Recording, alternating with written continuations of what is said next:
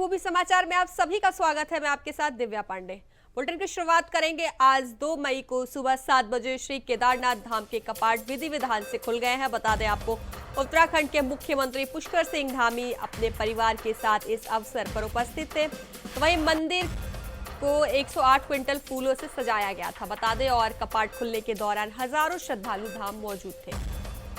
तो वहीं पीएम मोदी के नाम से धाम में पहली पूजा हुई है। आपको बता दें, केदारनाथ धाम के कपाट आज श्रद्धालु के लिए खुलने के बाद सांस्कृतिक कार्यक्रम जारी है। तो वहीं कपाट खुलते ही हेलीकॉप्टर से श्रद्धालुओं पर फूलों की बारिश की गई है। तो वहीं इस दौरान सीएम धामी ने कहा कि 4 धाम यात्रा 30 अप्रैल को अक्षय तृतीया के अवसर पर शुरू हो गई है।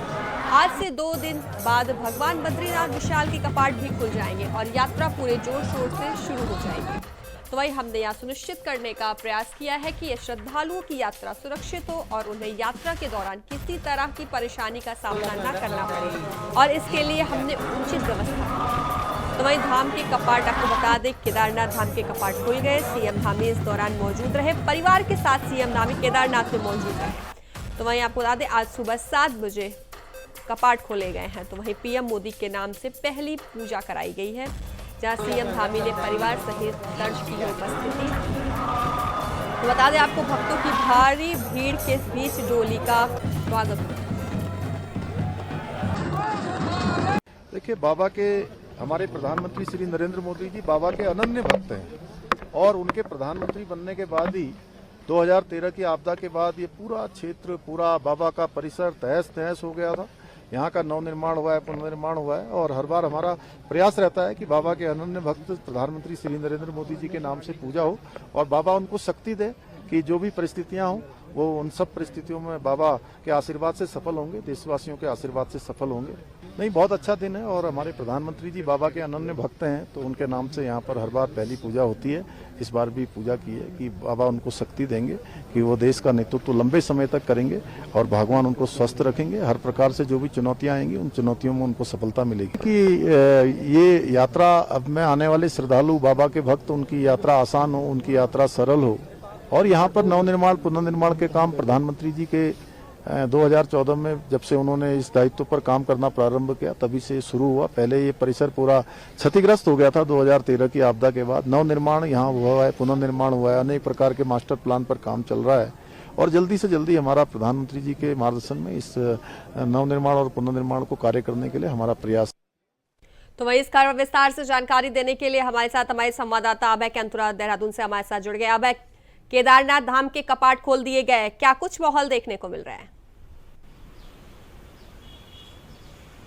देखिए, पूरा माहौल जो कह सकते हैं कि केदारनाथ धाम का, वो इस समय भक्तिमय माहौल वहां पर नजर आ रहा है।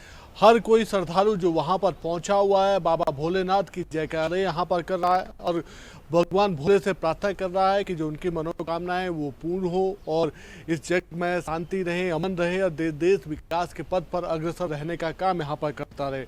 जो ये कह सकते हैं कि श्रद्धालु यहाँ पर पहुँचे, उनकी संख्याओं की अगर हम बात करें तो अभी भी धाम में कम से कम 4 से 5 हज़ार की संख्या में श्रद्धालु यहाँ पर मौजूद है, और लगातार जो श्रद्धालुओं के आने का जो सिलसिला है वो यहाँ पर जारी है।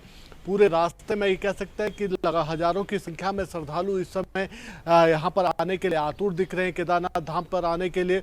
और जिस प्रकार से श्रद्धालुओं का उत्साह है, तो ऐसा समझा जा सकता है कि एक भक्तिमय माहौल यहाँ पर है। ये भक्तिमय माहौल हर किसी को अपने सरोवर में डूबता हुआ नजर आ रहा है। भगवान भोले की आस्था के प्रति जिस प्रकार से लोग यहाँ पर नतमस्तक दिख रहे हैं, तो समझा जा सकता है कि आने वाले दिनों में ये जो भव्यता और दिव्यता, जो आस्था का जो सैलाब है, और उमड़ता हुआ यहाँ पर नजर आएगा।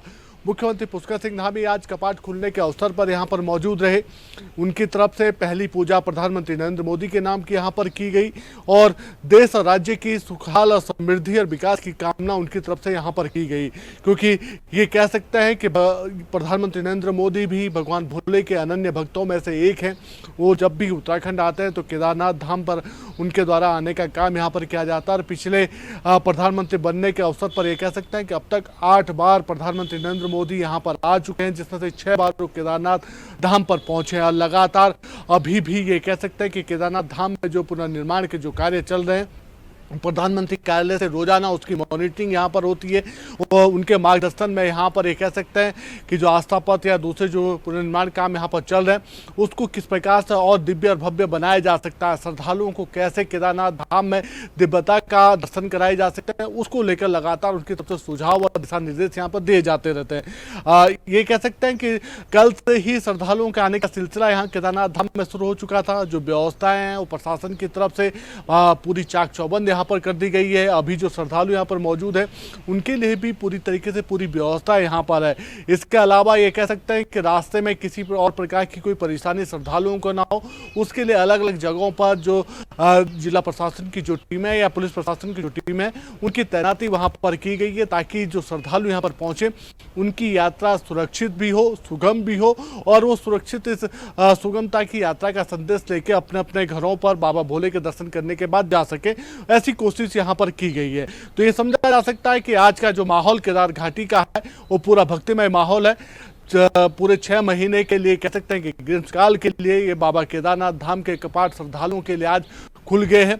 विधि विधान के साथ, पूजा अर्चना के साथ सुबह 7 बजे कपाट खोलने की प्रक्रिया पूर्ण यहाँ पर हुई थी। सुबह 6 बजे से कह सकते हैं कि जो कपाट खुलने की जो प्रक्रिया होती है उसको खुलने का प्रक्रिया शुरू यहाँ पर हुई थी। पहले सिंह द्वार को खोलने का काम यहाँ पर हुआ था, उसके बाद जो बाबा केदार की जो चल विग्रह जो पंचमुखी जो डोली है उस डोली को सिंह द्वार से अंदर लाने का काम यहाँ पर किया गया था। और उसके बाद जैसे ही भगवान भोले की पूजा अर्चना हुई, डोली को विराजमान वहाँ पर किया गया था। उसके बाद श्रद्धालुओं के लिए जो मुख्य जो द्वार होता है धाम का जो मुख्य द्वार है वो श्रद्धालुओं के लिए खोलने का काम यहाँ पर किया गया था।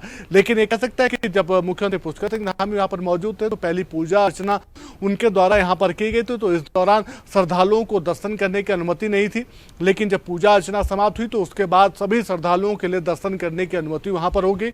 लंबी कतार इस समय श्रद्धालुओं की वहाँ पर देखने को मिल सकती है, जो लगभग 3 से 4 किलोमीटर की एक लंबी लाइन वहाँ पर बनी हुई है श्रद्धालुओं की, जो दर्शन करने के लिए वहाँ पर लालायित नजर आ रहा है। जी बिल्कुल। अभय, बाबा केदार के कपाट खोल दिए गए हैं, ऐसे में प्रदेश के मुखिया पुष्कर सिंह धामी भी मौजूद थे, उनके साथ और कौन कौन मौजूद था?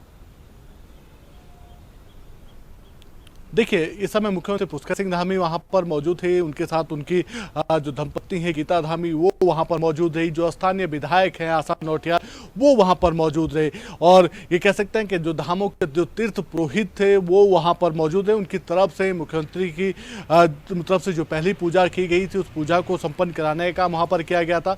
और लगातार यही प्रयास वहां पर रहे हैं कि जो श्रद्धालु इस समय वहां पर मौजूद हैं उनको बेहतर वो धाम में आकर उनके दर्शन वहां पर कर सकें, बाबा भोले के दर्शन वहां पर कर सकें और उनकी जो मनोकामनाएं बाबा भोलेनाथ उनकी मनोकामनाएं पूर्ण कर सके। इसके अलावा ये कह सकते हैं कि जो जिला प्रशासन की तरफ से वहां पर व्यवस्थाएं की गई है, यानी जो धाम में पहुंचे हैं श्रद्धालु उनके लिए बेहतर रुकने का प्रबंध वहां पर हो सके। अगर कोई श्रद्धालु इस समय स्वास्थ्य से संबंधित किसी को कोई परेशानी होती है तो उसके लिए बाकायदा वहां पर स्वास्थ्य विभाग की टीमें वहां पर लगाई दी गई है। इसके अलावा कई और ये कह सकते हैं कि धर्मशाला या भंडारे भी वहां पर आयोजित किए गए हैं, जहां पर श्रद्धालु जाकर खाना खा सकते हैं, उनके लिए खाने पीने की पूरी व्यवस्था वहां पर रखी गई है।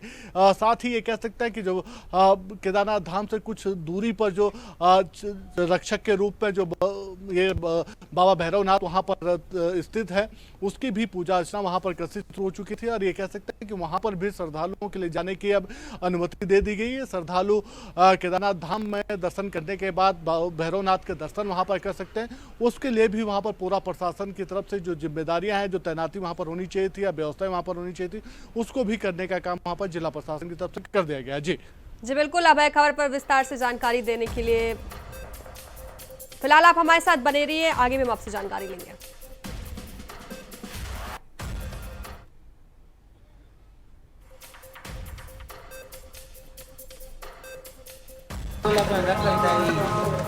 आपको बता दें, बाबा केदार के कपाट आज खोल दिए गए हैं, ऐसे में सीएम पुष्कर सिंह धामी अपने परिवार के साथ वहां मौजूद रहे। तो खबरों में आगे बढ़ेंगे, जहां प्रदेश में बिगड़ा है मौसम का मिजाज, आज भी जारी रहेगा धुआंधार बारिश का दौर। तो वहीं मौसम विभाग ने दिया पूरे हफ्ते का अलर्ट, ओले गिरने के साथ आंधी तूफान आएगा, तो वहीं तेज हवाओं के साथ बारिश का दौर भी शुरू होगा।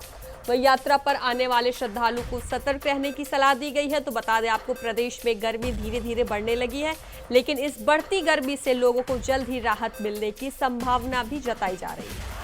जहां मौसम विभाग ने प्रदेश भर में 1 से 6 मई तक हल्की से मध्यम बारिश का पूर्वानुमान व्यक्त किया है। साथ ही पहाड़ी क्षेत्रों में बारिश के साथ ही बर्फबारी की भी उम्मीद जताई गई है। तो बता दें आपको, मौसम विभाग ने प्रदेश के कुछ क्षेत्रों में तेज आंधी की भी चेतावनी जारी की है। तो वही मौसम वैज्ञानिक रोहित थपलियाल का कहना है कि लगातार 5 दिन तक बारिश होने से बढ़ते तापमान में कमी आएगी। गौरतलब है कि 3 दिन में पहले राजधानी देहरादून में तापमान 38 डिग्री सेल्सियस पहुंच गया था, जो वर्तमान में 35 डिग्री के आसपास चल रहा है। तो अब इसमें गिरावट आने की मौसम विभाग ने संभावना जताई है।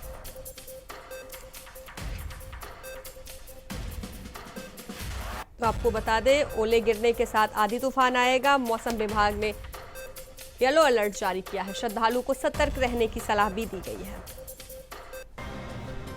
वहीं प्रदेश में मौसम का मिजाज बगड़ा है। तो एक और विस्तार से जानकारी देने के लिए हमारे साथ हमारे संवाददाता अभय केंतुरा लगातार बने हुए हैं। अभय, मौसम का मिजाज बदल गया है, क्या कुछ देखने को मिल रहा है? देखिए, ये कह सकते हैं कि उत्तराखंड में जो मौसम विभाग ने जो पूर्वानुमान मौसम को लेकर जारी किया था, वो सच साबित हो चुका है। पूरे उत्तराखंड में ज़्यादातर जगहों पर हल्की बारिश इस समय यहाँ पर हो रही है। हल्की बारिश होने से कह सकते हैं कि तापमान में थोड़ी बहुत गिरावट यहाँ पर आई है और जनता ने राहत के सांस जरूर यहाँ पर ली है, क्योंकि लगातार पिछले कई दिनों से जो मौसम शुष्क बना हुआ था, जिसके चलते तापमान में वृद्धि हो रही थी, उससे जनता को इस समय बड़ी राहत यहाँ पर मिली है। मौसम विभाग की तरफ से कह सकते हैं कि 5 से 6 दिन का एक अनुमान यहाँ पर जारी किया गया है और उसमें खासतौर पर एक अलर्ट की लोगों को सावधान रहने की हिदायत मौसम विभाग की तरफ से यहाँ पर दी गई है कि अगर वो इस समय यात्रा कर रहे हैं, यात्रा मार्गों पर चल रहे हैं, तो फिर ऐसी जगहों पर ना रहें जहाँ बारिश के दौरान जहाँ पर स्लाइड हो सकता है या पत्थर गिरने की संभावना वहाँ पर बनी रह सकती है।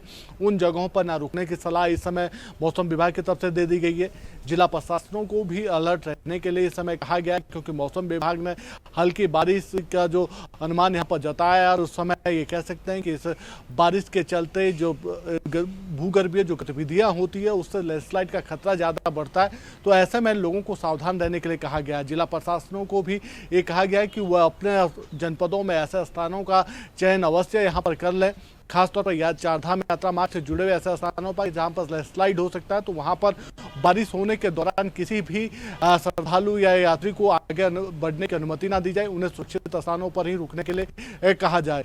ये कह सकते हैं कि उत्तराखंड में जो लगातार तापमान में जो वृद्धि हो रही थी, वो अब इस बारिश हल्के मौसम के बदलने मिजाज से उस तापमान में गिरावट यहाँ पर आएगी और जो सामान्य या सामान्य से 1 या 2 डिग्री नीचे इस समय तापमान वहाँ पर जा सकता है। और अगले कुछ दिनों के लिए भी इसी प्रकार से हल्की बारिश की संभावना यहाँ पर जताई गई है, ताकि जो लोग हैं वो पहले से ही सजग हो सकें, मौसम को देखते हुए अपनी यात्रा या फिर दूसरे कार्यों का जो प्लान है, उस प्लान को बनाने का काम उनकी तरफ से किया जा सके। ये कह सकते हैं कि उत्तरकाशी हो गया, आपका चमोली हो गया, या फिर आपके जो पहाड़ी जो क्षेत्र है वहाँ पर ये कह सकते हैं कि तेज हवाओं के चलने की भी संभावना यहाँ पर जताई गई है। ओलावृष्टि की संभावना भी मौसम विभाग की तरफ से जताई गई है। और मैदानी क्षेत्रों में खासतौर पर हरिद्वार और उधम सिंह नगर जनपद के लिए मौसम विभाग ने साफ तौर पर कहा है कि अगर हल्की बारिश की संभावना जिस प्रकार से इस समय दिख रहा है मौसम का असर, वहाँ पर भी हल्की बारिश वहाँ पर हो सकती है और तेज हवाओं की चलने की संभावना भी है। तो लोगों को सावधानी बरतने के लिए कह दिया गया है। तो ये समझा जा सकता है कि मौसम विभाग ने पूर्वानुमान जारी करा है। लोगों को इस झुलसती हुई जो गर्मी थी उससे राहत यहाँ पर जरूर मिली है, लेकिन साथ ही लोगों को हिदायत यहाँ पर दी जा रही है कि वो इस बारिश के मौसम में जब बारिश चल रही हो तो कम से कम अपनी यात्रा यहाँ पर न करें और अपने घरों के आसपास ऐसे सुरक्षित स्थानों पर वो रहें, ताकि किसी भी प्रकार से कोई खतरा उन पर न मंडरा सके। जी बिल्कुल अभय, खबर पर विस्तार से जानकारी देने के लिए आपका धन्यवाद। आपको बता दें, मौसम का मिजाज बदल गया है। ओले गिरने के साथ आंधी तूफान भी आएगा। मौसम विभाग ने चेतावनी जारी की है, तो श्रद्धालु को सतर्क रहने की सलाह दी गई है। तो खबरों में आगे बढ़ेंगे, जहां उत्तराखंड के कई जिलों में आज बारिश हो रही है। बारिश से मैदानी क्षेत्रों में भी हालत बिगड़ रहे हैं। बता दें, सुबह से लगातार बारिश के बाद हरिद्वार शहर एक बार फिर से जलमग्न हो गया है। मौसम विभाग ने उत्तराखंड के कई इलाकों में भारी बारिश का अलर्ट जारी किया था। तो वहीं इस बारिश से धर्मनगरी के हालात लगातार बदतर हो गए हैं। तो वहीं रानीपुर मोड़ पर एक बार फिर जल भराव हो गया है, तो वहीं हरिद्वार के टीबीडी फाटक के पेड़ भी गिर गया है। आपको बता दें, धर्म नगरी हरिद्वार में हो रही लगातार बारिश के बाद हरिद्वार की सड़कों पर 2 से 3 फुट पानी भर गया है, जिसमें चलने के लिए आम लोग मजबूर हैं। तो वहीं हरिद्वार का दिल कहे जाने वाला रानीपुर मोड़ भी जलमग्न हो गया है। तो वहीं हरिद्वार के रानीपुर मोड़ के पास आसपास की दुकानें सब पानी में डूबे हुए नजर आ रहे हैं।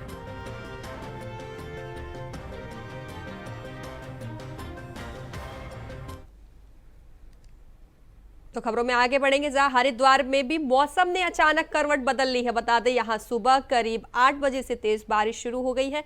अचानक शुरू हुई बारिश से लोग भीगने से बचने के लिए आसरा लेते हुए भी नजर आ रहे हैं। तो वहीं बारिश से कई स्थानों पर सड़कों पर पानी भी भर गया है, जिससे वाहनों की आवाजाही थम गई है। तो वहीं बारिश होने से तापमान में गिरावट आ गई है, जिससे लोगों को गर्मी से निजात मिली है। बता दें, मौसम विज्ञान विभाग की ओर से प्रदेश के कुछ जिलों में आंधी और बारिश को लेकर अलर्ट जारी किया गया है। तो वहीं बता दें आपको, मौसम विभाग के पूर्वानुमान के अनुसार प्रदेश के स्थानों में बारिश जारी है।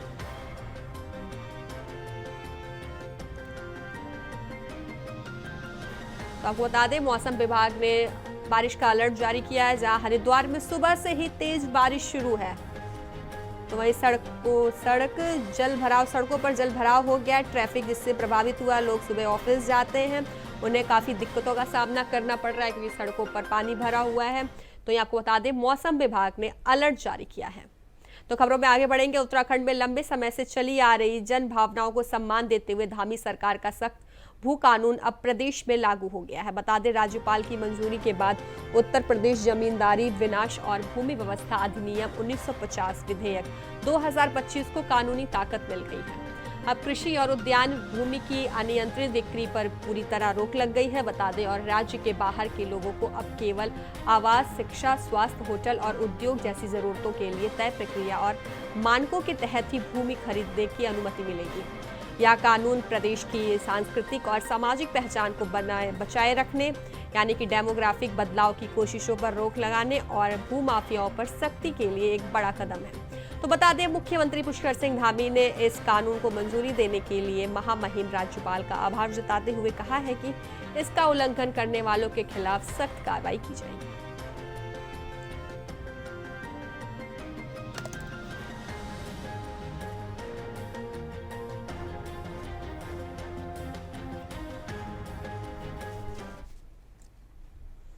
तो खबरों में आगे बढ़ेंगे, जहां भेल सेक्टर 4 स्थित ईटक कार्यालय में अंतर्राष्ट्रीय मजदूर दिवस के अवसर पर एक विशेष कार्यक्रम का आयोजन किया गया, जिसकी अध्यक्षता ईटक यूनियन के राष्ट्रीय उपाध्यक्ष राजवीर चौहान ने की। तो वह इस कार्यक्रम के मुख्य अतिथि रहे उत्तराखंड के पूर्व मुख्यमंत्री हरीश रावत, जिन्होंने मजदूरों को संबोधित करते हुए उनके अधिकारों और हितों की रक्षा का भरोसा दिलाया। कांग्रेस नेता वीरेंद्र रावत ने पार्टी द्वारा श्रमिकों के लिए किए गए कार्यों का उल्लेख करते हुए संघर्ष के प्रति अपनी प्रतिबद्धता दोहराई। तो ये बता दें आपको, कार्यक्रम में किरबी कर्मचारियों के मुद्दे को भी प्रमुखता से उठाया गया, जिसमें राजवीर चौहान ने बताया कि निकाले गए कर्मचारियों को पुनः नौकरी दिलाई गई है। इस अवसर पर कई युवाओं ने कांग्रेस की सदस्यता भी ग्रहण की और पार्टी को मजबूती प्रदान करने का संकल्प भी लिया।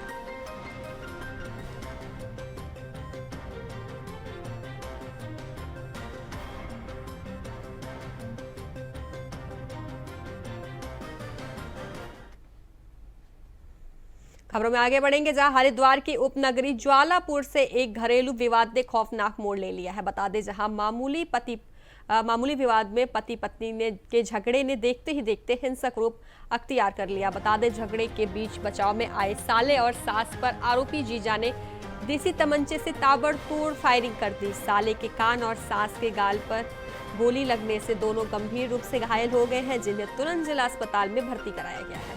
बता दें, घटना के बाद मोहल्ले में अफरा तफरी मच गई और दहशत का माहौल बन गया। तो वही फायरिंग की आवाज सुनते ही लोग घरों के बाहर निकल आए। पुलिस मौके पर पहुंची और मामले की छानबीन शुरू कर दी है। तो वही आरोपी फरार है, जिसकी तलाश में पुलिस की टीमें जुटी हुई है। मेरे ताऊ जी का जो बेटा है वो और हमारी ताई जी अपनी बेटी के घर मोहल्ला चाकला में जो निवास कर रहे हैं वो वहां गए थे। क्या कारण था ये तो मुझे पूरी बात नहीं पता, लेकिन उसके बाद लगभग 11:30 बजे हमें सूचना मिली कि उनके जो बहनोई हैं, मेरे भाई के जो हमारे बहनोई हैं, पराग चाकलान जी, उन्होंने अपने साले पे और अपनी सास पे जो है वो देसी तमंचे से फायर की, जिसमें वो दोनों घायल हो गए हैं। साले मेरे भाई के तो कान के पास से जो गोली निकली है, और ताई जी की गाल को चीरते हुए गोली निकली। वहीं उत्तराखंड के नैनीताल में एक 12 साल की बच्ची के साथ दुष्कर्म का मामला सामने आया है। बता दें जिसका आरोप मुस्लिम समुदाय के 65 साल के बुजुर्ग व्यक्ति पर है, जिसे पुलिस ने गिरफ्तार कर लिया है। तो वहीं घटना के बाद बुधवार देर रात तक हिंदू संगठन के लोगों ने मल्लीताल की मस्जिद और होटलों पर पथराव किया और होटलों में काम कर रहे लोगों के साथ भी मारपीट की, और ये सब पुलिस के सामने होता रहा और काफी देर तक इलाके में स्थिति तनावपूर्ण रही। दरअसल आपको बता दें, नैनीताल में एक 65 साल के बुजुर्ग व्यक्ति ने एक 12 साल की बच्ची को अपने पास काम के लिए बुलाया था। आरोप है कि बुजुर्ग व्यक्ति ने बच्ची के साथ अपनी कार में दुष्कर्म किया और बच्ची को रास्ते में छोड़कर चला गया। फिलहाल नैनीताल और हल्द्वानी में स्थिति सामान्य है, फिर भी दोनों जगह फोर्स अभी भी तैनात है। कल रात्रि नैनीताल के मल्लीताल थाने में एक एफआईआर आई, जिसमें एक नाबालिग बच्ची के साथ में दुष्कर्म का मामला सामने आया। इस मामले में संज्ञान लेते हुए पुलिस ने तत्काल एफआईआर रजिस्टर की, साथ ही अभियुक्त को गिरफ्तार किया। बच्ची का मेडिकल और बयान की कार्रवाई की गई। इसके साथ ही अभियुक्त को कोर्ट में पेश कर दिया गया है। कल इस घटना के विरोध में कुछ स्थानीय युवाओं के द्वारा मल्लीताल थाने में, मॉल रोड पर और मल्लीताल मस्जिद के सामने कुछ विरोध प्रदर्शन किया गया। पुलिस ने तत्काल प्रभावी कार्रवाई करते हुए शांति व्यवस्था स्थापित की एवं लोगों को कानून व्यवस्था के मद्देनजर वहां से तीतर बितर किया। वर्तमान में नैनीताल में, हल्द्वानी में सब जगह स्थिति सामान्य है। एहतियातन तौर पर फोर्स का डिप्लॉयमेंट किया गया है। हमारी सब लोगों से अनुरोध है कि पुलिस इस मामले में कठोर कार्रवाई कर रही है। अतः किसी तरीके के भ्रामक पोस्टों में और भ्रामक प्रचार प्रसार जो हो रहा है उसके झांसे में न आए, पुलिस पर भरोसा रखें। साथ ही जितने टूरिस्ट नैनीताल आने वाले हैं उनको भी हम बताना चाह रहे हैं कि यहाँ सिचुएशन पूरी तरह नॉर्मल है और वो बेफिक्र होकर नैनीताल में आ सकते हैं। और यहाँ पे जो हमारा पुलिस डिपार्टमेंट है वो टूरिस्ट की सेफ्टी, सिक्योरिटी और उनके कंफर्ट के लिए तैनात किया। तो फिलहाल देवभूमि समाचार में अभी के लिए बस इतना ही। बने रहिए इंडिया वॉइस के साथ। नमस्कार।